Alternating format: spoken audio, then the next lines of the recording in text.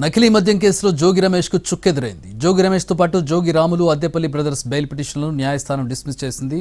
జోగి రమేష్ సోదరులు అద్దెపల్లి బ్రదర్స్కి నెల 31 వరకు రిమాండ్ పెంచారు.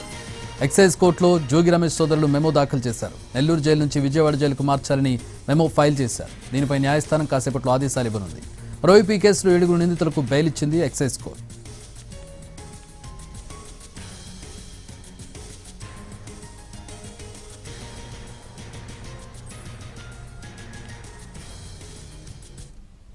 నకిలీ మద్యం కేసులో జోగి రమేష్కు చుక్కెదురైంది. జోగి రమేష్తో పాటు జోగి రాములు, అద్దెపల్లి బ్రదర్స్ బెయిల్ పిటిషన్లను న్యాయస్థానం డిస్మిస్ చేసింది.